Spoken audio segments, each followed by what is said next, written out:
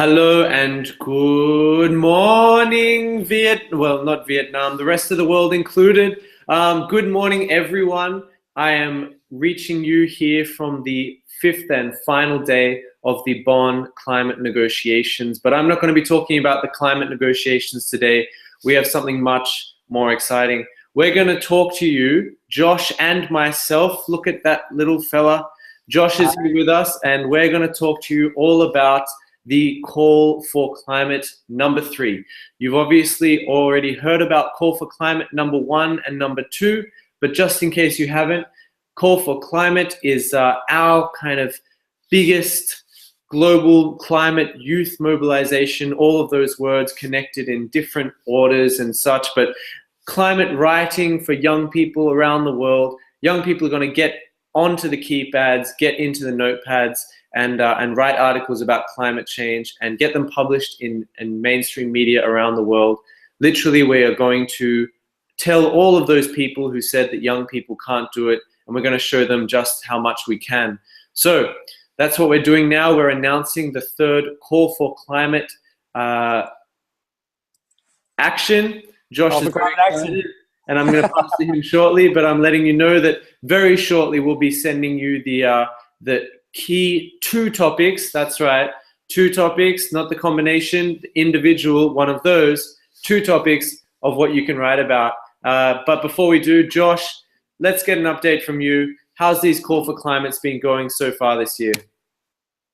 Hey Chris, thanks a lot. I know it's early morning for you in Bonn and a late night for me in the States, where I'm camping out tracking these negotiations. And we've entered into a massive month of high-level meetings. This Bonn meeting is wrapping up, and right away there are meetings of ministers digging into these issues that are ultimately going to shape this agreement in Paris and shape our future. In the past, we've had negotiator trackers, climate trackers go to the negotiations and blog, and increasingly people have been getting stories out in newspapers, and throughout this year we've challenged people a number of times in these call for climate action events to reach out to large audiences and share their hopes and aspirations. And to date, over the course of this year, we've had almost 1,000 stories put out there by our members of our network. It's incredible.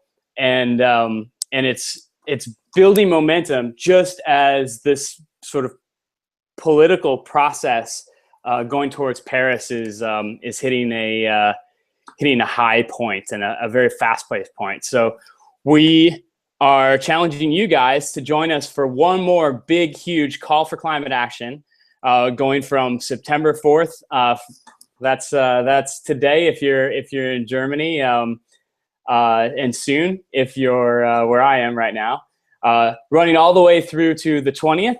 So just a short window, but it's a short window while all these high-level meetings are happening around the world, while we have an opportunity to influence these high-level officials who are really digging into these issues.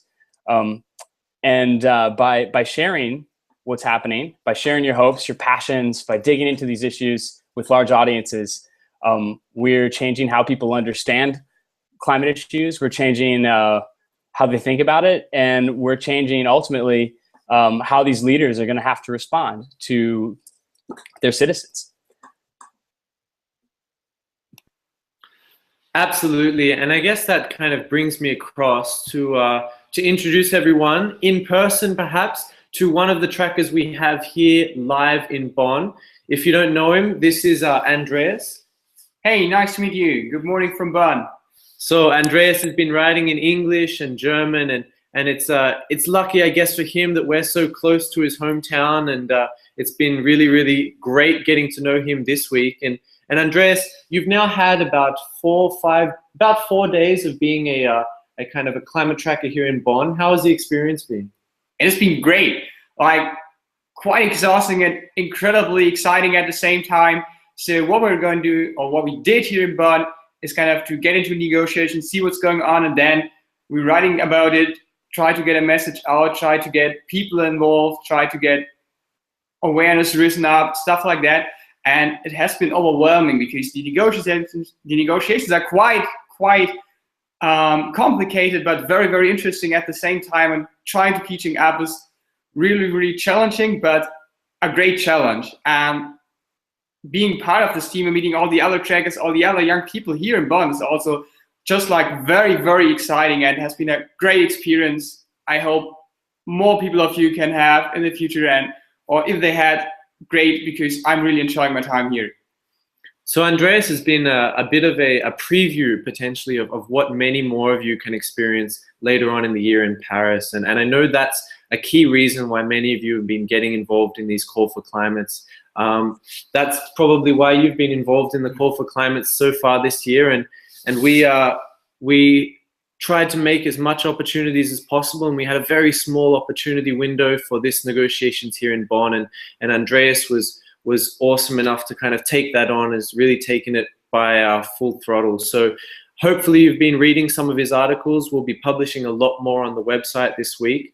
But Andreas, just if you can think, what's a highlight of this week been? Well, definitely. Yesterday we met the German delegation, talked to them about the negotiations, also talked about what we want them to do, because we think they should be more active in these negotiations as they were this week. And we also kind of tried to reach out about that to German media. So we kind of made it a bit of a media event, told media about it. It went quite successful, and kind of meeting the German delegation at the same time, reaching out to the media, that was really a thing I enjoyed, and doing it together with other young people, that was just great and a lot of fun. All right, Andreas. Well, if you want to go kind of back and get yourself ready for the rest of the day, I've got to announce what these new article ideas are going to be. So everyone, I hope you're saying a big round of applause for Andreas in the background. Yes, he is upside down right now. We do have some special effects budgets, but we're still working out those tweaks. So here you go. Andreas hasn't heard this. None of our other trackers have heard this. This is live for the first time. If you're watching it right now, you are getting as early a window, as early an opportunity as everyone else. Call for Climate that's going to go from the 4th of September to the 20th of September, and there will be no extra time. We just simply don't have the window. We can't possibly pick a team by the end of September if we kind of extend that. So unfortunately, this one's going to have to be strict, 4th of September to the 20th. But before you get involved, you need to know what to write about. And that's what I'm going to say right now. So 2 topics: short-term goal, long-term goal. What does that mean? Let's break it down. So right now, climate change is moving faster than we've ever thought about it before. Only last week, NASA revealed that they believe that sea level rise is happening faster than the IPCC itself has ever predicted. So they think that it's moving faster than even the best scientists in the world have seen before. We've also seen this year that we have now had the hottest ever month recorded ever. And that was June this year. And it looks well set to be the hottest ever year this year. And what does that mean in practice? Well, you know, if you've been involved in the health and climate change webinars so far, we know that this year we've had unprecedented health impacts. We've had heat waves, we've had tropical storms, we've had flooding, we've had droughts, and now it looks like we're going to have the most powerful El Nino potentially that we've ever had before. So what does that tell you? It tells you climate change is moving faster and moving at a pace that no one's ready for. But what do we see in the negotiations? We see that they're not ready for this pace of change. So that's why we need to ramp up short-term action on climate change. And we need the negotiators to catch up to what's happening in our atmosphere, in our climate. But we also see outside that technological innovation is going crazy. As you know, if you joined our renewable energy webinar before, the pace of technological change is absolutely amazing. And there are companies outside of these negotiations that are putting in place some amazing innovations for the future, that are putting in place the scale of renewable energy that is just kind of unprecedented. And we see already there are a lot of people looking to the future as the next kind of renewable energy revolution. You know about these because you've joined our webinars on climate change and health and renewable energy. If you haven't joined them before, check them out on our website. You can definitely find them if you search around adoptanegotiator.org, and you'll find webinars on renewable energy, you'll find webinars on climate change and health. Now we're saying we need to bring those together to highlight the fact that negotiators need to go much, much faster right now. And what they need to do is use Paris as an opportunity to create a system, a new political system of climate change at the international level that's ready to change with this pace of change. So a system that's ready to change perhaps every 5 years and create a system that they're ready to review their commitments, they're ready to improve on their commitments, and they're ready to kind of increase the political momentum so that we can catch up with climate change and we can catch up with the innovation happening outside. So first article is going to be all about short-term goals. Short-term action needed on climate change. You know, Paris is just the beginning of what is going to be a new system of climate change negotiations. Josh, what do you think about that one? Yeah, that's exactly right. I mean, Paris is just a beginning for this sort of new whole architecture that we're trying to put in place. You mentioned 5 year sort of cycles. We've heard a lot about countries' commitments so far. I think just short of I don't know how many countries have committed yet, but basically just around 60% of the world's emissions are covered under climate action plans that countries have put forward, as part of the Paris deal. What are they bringing to the table? And we've crunched the numbers. Some of the best analysts and climate scientists that we know have worked hard on getting a picture of what does this mean. You know, the majority of emissions are covered under these plans, and we know that it doesn't add up. We know that the biggest emitters have put forward plans that aren't going to deliver a climate-safe future. And so we know that we have to keep pushing those plans even farther. They're good things for us to sort of build upon. We want to lock in the progress that they've made in this agreement. But if we don't have this architecture that allows us to increase these plans with these innovations you talked about in the cost of renewables and changing technologies, with people's awareness that's shifting, as the climate changes faster and faster, more disasters, more hot years, all of the terrible stuff that we've been talking about for decades. We're seeing it, and people are demanding action. So we want to be able to capture that in this architecture and make sure that that Paris is just the beginning. So climate action now, climate action on an ongoing basis. That's what has to happen, and that's what we'd like you to write about in this first sort of topic option. That 5 year cycles piece is really key, and getting more climate action just right now before these pledges come into effect is really key. So a lot of places for you guys to go with those stories to make them relevant to campaigns in your community, national campaigns, just your own sort of vision, your values. You can run with it, but Paris is only the beginning. We're trying to build an architecture. I think that's one of the key points that we really need to press right now while these leaders are meeting in these sort of high-level events throughout September, and trying to decide, is Paris just what we've put on the table and that's it? A lot of these contributions are through 2030. If we're locked into this and we don't update anything until 2030, we're cooked. Islands are going to disappear. Whole communities are washed away, and it's just not acceptable. So we need your voices out there to ensure that climate action now, that this agreement moving is being dynamic, having these sort of cycles of ambition. That's a key point we need to press. Chris, let's talk about long-term. That's the other side of this picture. Definitely right. And I'm all about the long-term goals, Josh. You can have some short-term goals, but I'm all about the long-term. I'm thinking about my future. I'm thinking about your future. I'm thinking about my children's future if I'm ever fortunate to trick anyone into having children with me. So what I'm really concerned about is not 2015, not 2016, not 2017, but 2050. 2050. Why am I concerned about 2050? Well, because some of the world's best climate scientists, so admittedly, they're still dealing with the pace of climate change as well, but the world's best climate scientists think that if we have any hopes of keeping global warming below 1.5 degrees or anywhere below 2 degrees, then we need to make 2050 our goal. We need to decarbonize, go to zero emissions, so zero fossil fuel emissions by 2050. Now, every country in the world has to do that in a different way. Every country in the world has different things they need to deal with. Many developing countries in the world have most of their emissions come from agriculture. So for those countries, we need to seek innovative solutions to those agricultural needs. Many countries in the world have very big fossil fuel emissions coming out from their energy sector.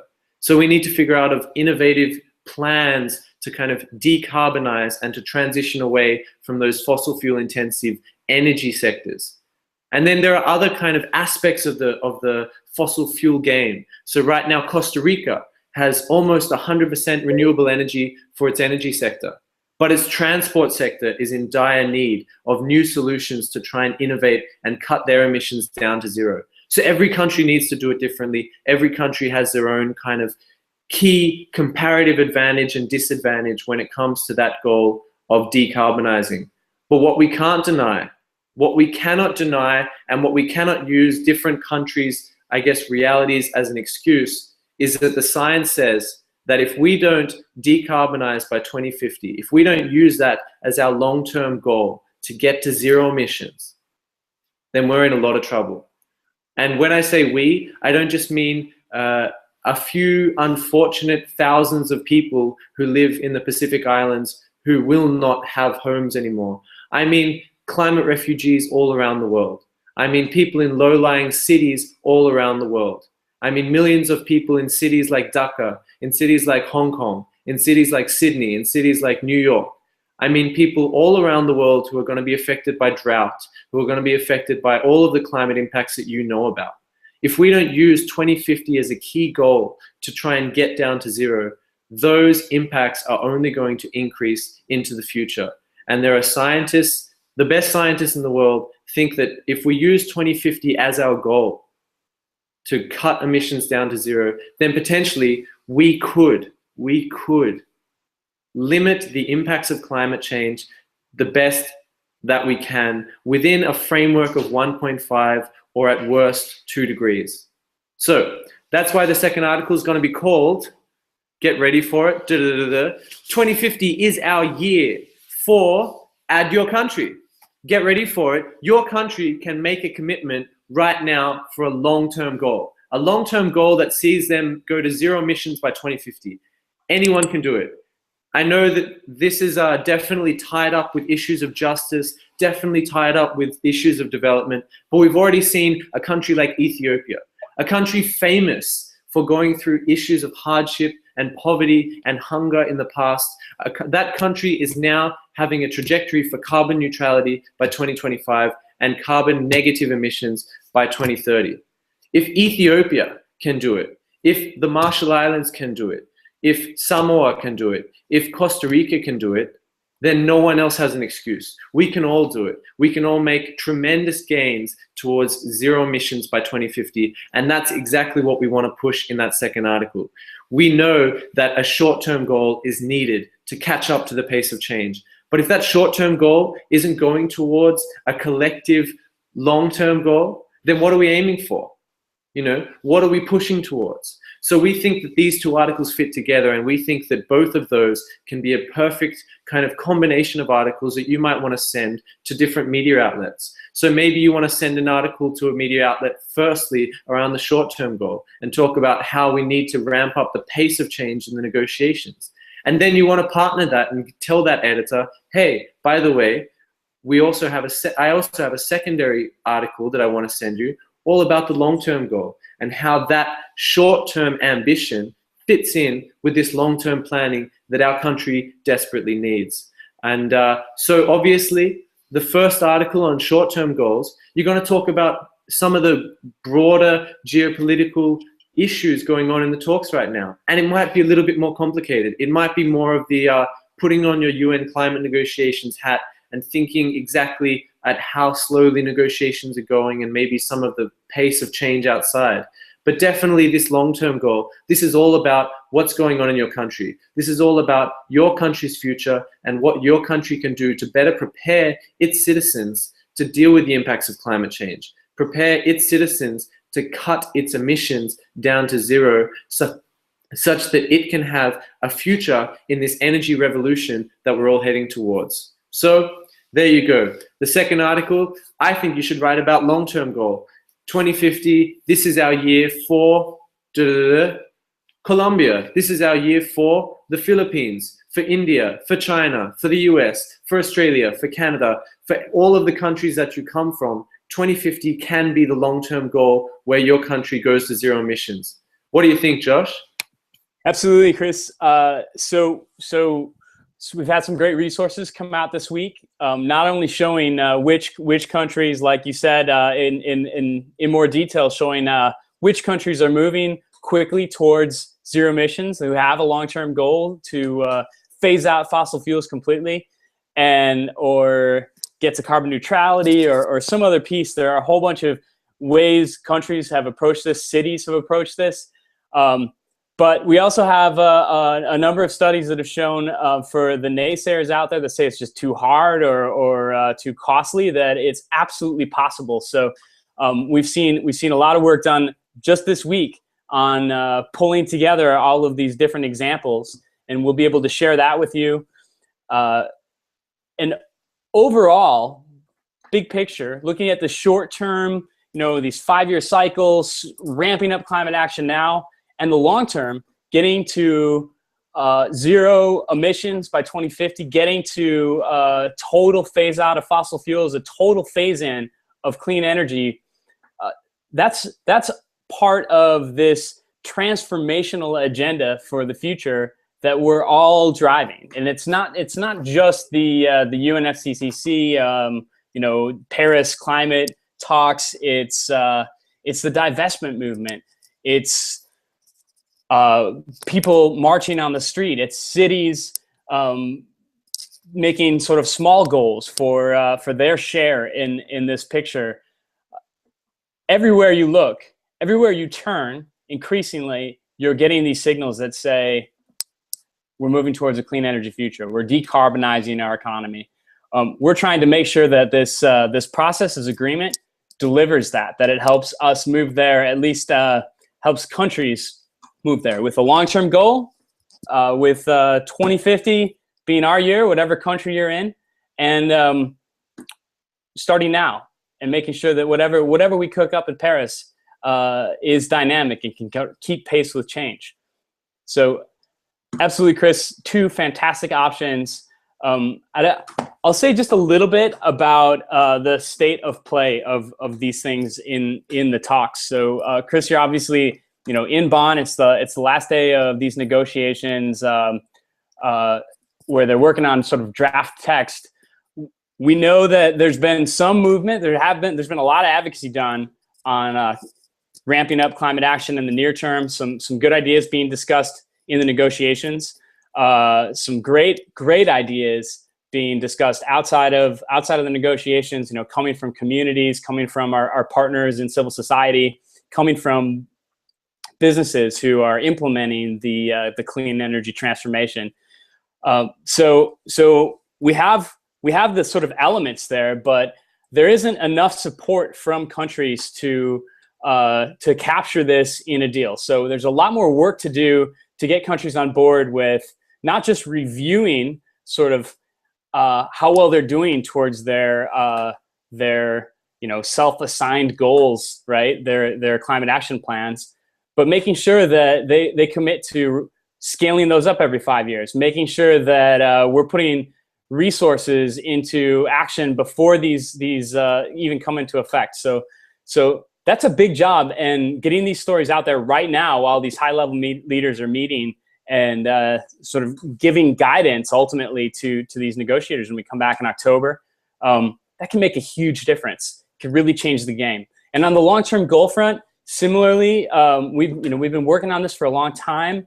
We have some leaders, that are countries, and we have some studies coming out showing this is possible. We have tons and tons of organizations around the world, really trying to deliver this sort of vision and this transformation and make sure that we complete it by mid-century. But we don't have enough support from countries to really lock down an ambitious long-term goal for 2050. So getting those stories out there, 2050 is our year right now. While these ministers, heads of state are meeting, that can make a huge difference. That can help us when we come back, and maybe you'll join us when we come back to the negotiations in Bonn. Shape this agreement, sort of distill it down to these best options, and then ultimately realize those best options in what we deliver in Paris. So two great story ideas, two really important topics, and tons of opportunities to connect this sort of wonky, abstract negotiations process and what needs to happen with real action on the ground, real action in our communities, big events, mobilizations that are planned around the world, later this month, throughout the next few months, and probably into the next few years. So let's get these stories out there. Let's get your views out there, and let's mobilize people. Let's get them on the streets. Let's help them understand these decisions that are under discussion, and these decisions that are ultimately going to shape our future. We've seen from our network that our climate trackers absolutely have the capacity to reach millions around the world through these stories, and they have done time and again. This is our third global call in 2015. We hope it's even bigger. We know that it is really important. We know you can make a huge difference. So let's do it. Let's do it. Chris, maybe you could just talk a little bit about what happens if people do this. So we met Andreas. We've got other climate trackers in Bonn right now, and a lot of the people who have been part of this are hoping to get picked, to get offered a fellowship ultimately to join our team in Paris. So that's definitely going to be influenced by, for those of you who are in the running for that, what you do with this global call for climate action. You guys have been oh, hey there. You guys have been handing off some of the stories from our second call for climate action to negotiators. Does it make a difference? Or what happens when these decision makers read the words that our climate trackers and the ideas that our climate trackers are getting out there into the world? Definitely. Ian, what do you think? You handed out some articles yesterday. What was the response from our negotiators? I handed out articles from Ugandan negotiators, and they were really quite happy about it. They were actually telling me how this is the fight for climate, is the fight of the younger generation, and they are doing these negotiations especially for young people who will live longer in the planet. So they were very happy. And when they were reading the articles, were they really thinking through some of the things that were being said in the articles? Yes, they actually said that the articles are very important and that more people should write about it. Definitely. Chris, you actually mentioned to me that some of the negotiators are getting in touch with our trackers and engaging them on their ideas. Do you have any examples you can share? Yeah, for sure. We've had a few negotiators already kind of approach us and really, I guess, ask us a lot of questions about these ideas. Some of them from a negative perspective. Some of them felt a little bit too pressured, you young people. But some of them also felt that was exactly the type of message they wanted to pass on back home. So we all saw the video, for example, of Rowena Hayes from the Trinidad halfway through the year, who said, you know, wow, this is the first time I've ever seen a young person write like this, and we need more articles like this to help shift change in Trinidad and Tobago. But since then, we've seen a number of other negotiators reach out privately, and I'll let those people who are kind of in those conversations remain that way and see how those conversations go.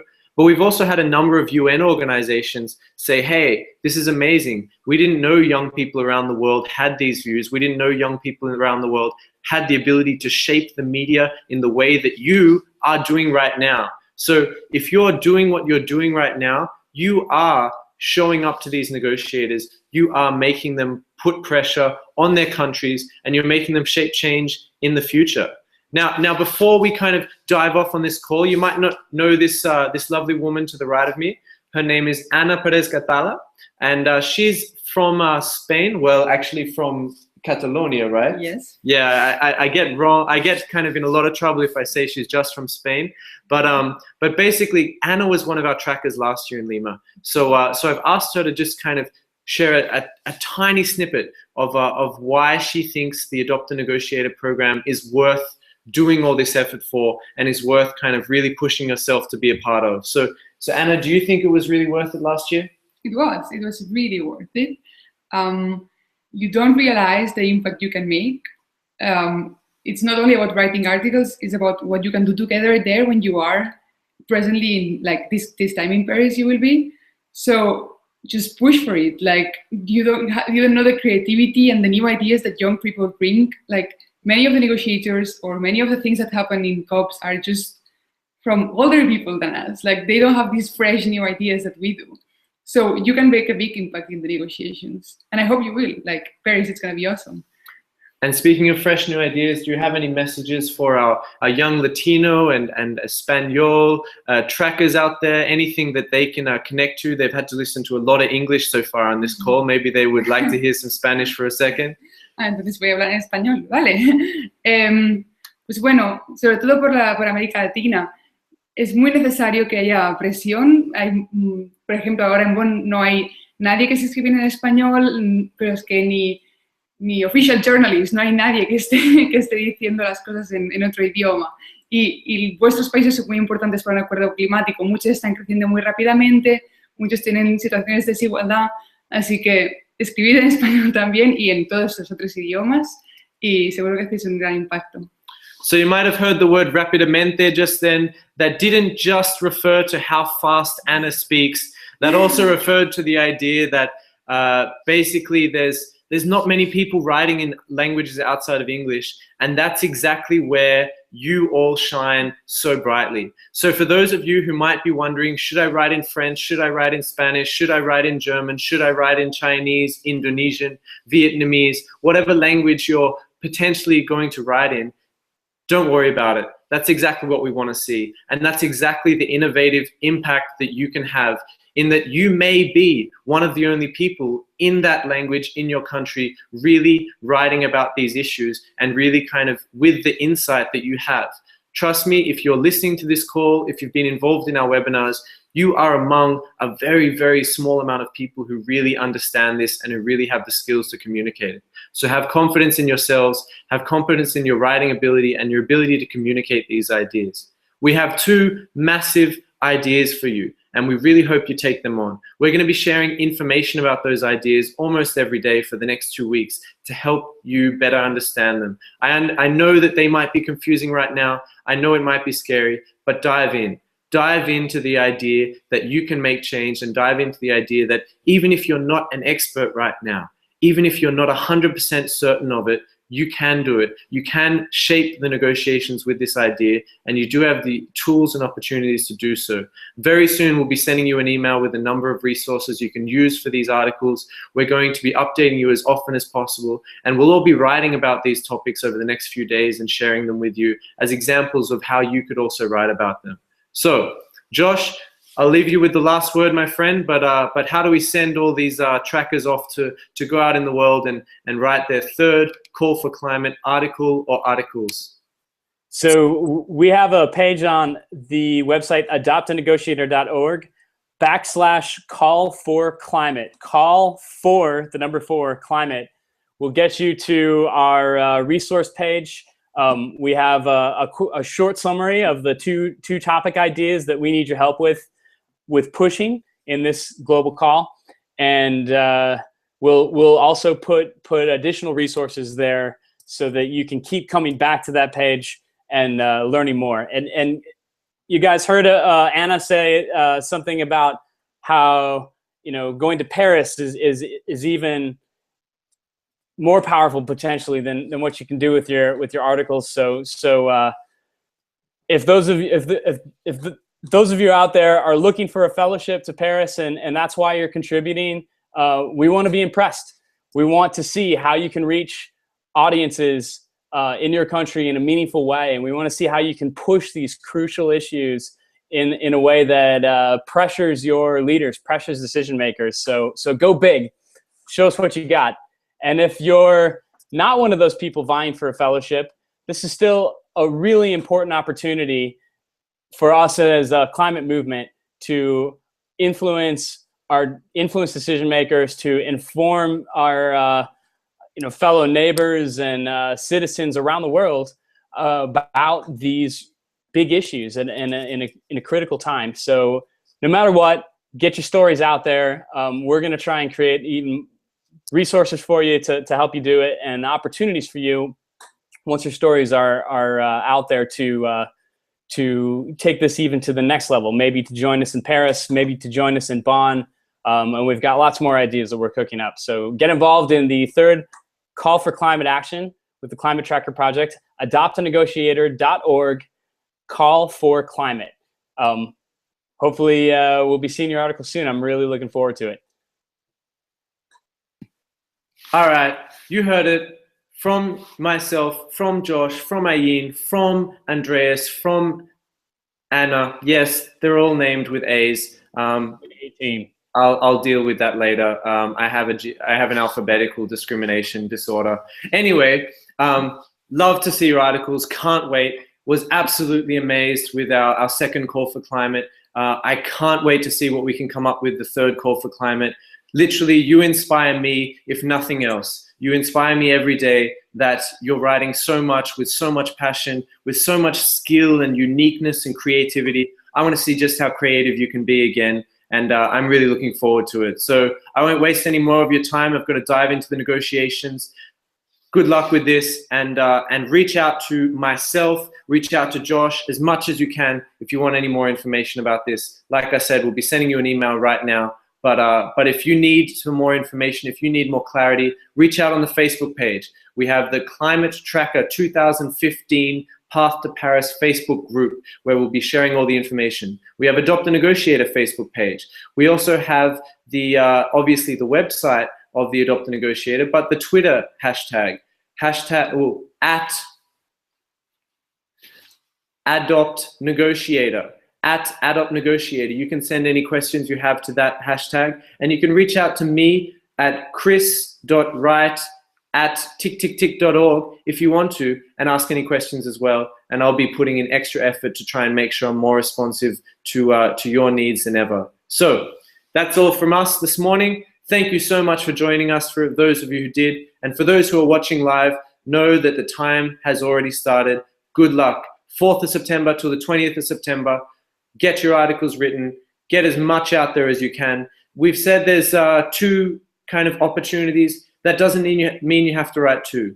If you can only write 1, but you write a great piece, 1 piece can maybe change a lot of things. So I'm looking for some really impressive pieces, but also if you want to write 2, go for it. If you want to write 3, go for it. If you want to take these ideas and write 4 or 5 or 6, go for it. If you want to write 2 articles on these ideas and then write additional articles, go for it as well. As you know, this is our last chance before we pick a team for Paris. This is your last chance to show us exactly what you can put in, and we really want to see it. And I really want to make the best decision possible for our Paris team. Thank you so much for being involved so far, and thank you so much for jumping on Call for Climate number 3. See you later.